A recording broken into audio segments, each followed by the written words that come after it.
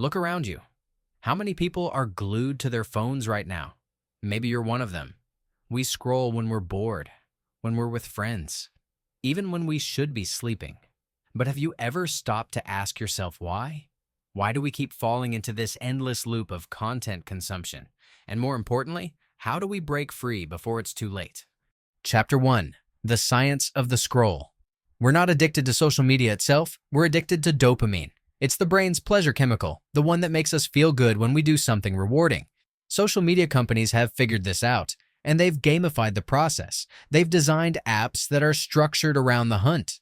You know that feeling when you pull down the screen, hoping for something new to appear? That's not a glitch. That's by design. Here's the kicker. Dopamine doesn't get triggered when we find something. It spikes when we look for something. Each new post, each notification is like a new opportunity for a reward. So, even though we feel like we're browsing, we're actually trapped in a cycle of searching, never satisfied, always looking for that next hit.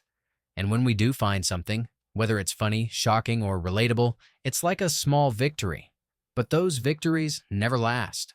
The dopamine fade comes quickly, and the cycle starts again. The apps are built to exploit this mechanism, making it incredibly easy to get hooked. Chapter 2. How they keep us hooked.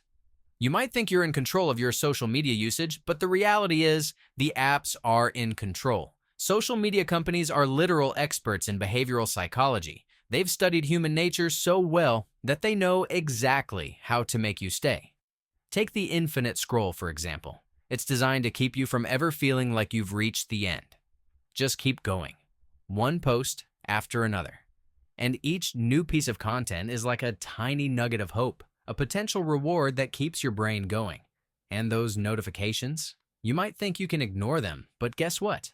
Every ping is a signal, a small jolt to your brain to get you to check your phone. It doesn't matter what it is, whether it's a like, a comment, or just someone's post. The more often you check, the more entrenched this behavior becomes. It's like training a dog to expect a treat. Eventually, you don't even need to think about it. What's worse? The more you consume, the more desensitized you get. What once made you laugh or feel something starts to lose its edge. The app will then feed you more extreme content to recapture that elusive emotional high. This constant escalation is how addiction happens, plain and simple. Chapter 3. The Dystopian Future of Content Addiction. We've been living in the smartphone era for a little over a decade now, and we've seen major shifts in how we interact with the world. But these changes are just the beginning. Imagine a future where attention spans are so short that nobody can focus on a conversation for more than a few seconds. A world where people can't enjoy a meal without streaming a video. Where a family dinner is less about sharing and more about checking your phone between bites. Now, we're already seeing some of these effects. Kids today don't play outside. They watch videos of other kids playing outside. Socializing isn't about face-to-face connection anymore. It's all through a screen. And as the years go by, we're heading toward a society that no longer knows how to just be with one another without constant digital stimulation. The human ability to connect in person is on the brink of extinction. If we don't address this now, the next generation will grow up believing that screens are the primary way to engage with the world. Chapter 4. The Path to Freedom. Here's the hard truth. We've let technology take over our lives. We've been tricked into thinking that constant content consumption is normal, even desirable. But it's not too late to turn things around. You can take back control. Set boundaries. Your phone should be a tool, not your life. If you can't sit through a meal or have a meaningful conversation without your phone, you're doing it wrong.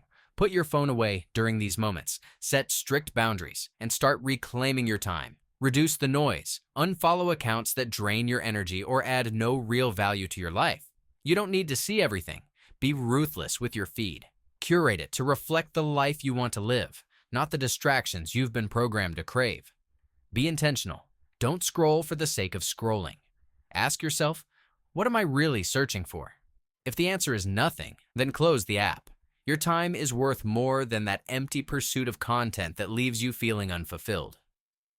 Reconnect with reality. Real life is happening right outside your door, but you won't experience it if you're glued to your screen. Go for a walk, talk to people, spend time away from technology. Train your brain to enjoy life without the need for constant updates and new content. The world is waking up to the consequences of mindless content consumption. More people are seeking meaningful connections, real conversations, and authentic experiences. Podcasts and long-form content are gaining traction because people are tired of the shallow interactions that social media promotes. They're looking for something deeper. Choose your future. At the end of the day, you're in charge. You have the power to choose how you spend your time and what you focus on. You can keep going down the rabbit hole of endless scrolling, letting the apps control your life. Or you can break free, step back, and regain control over your time, your attention, and your life. You can live without constant digital stimulation, but it starts with you. Do you own your attention, or does someone else? Unfuck your content habits before they unfuck you. Thanks for watching. If this hit home, drop a sub and stick around for more.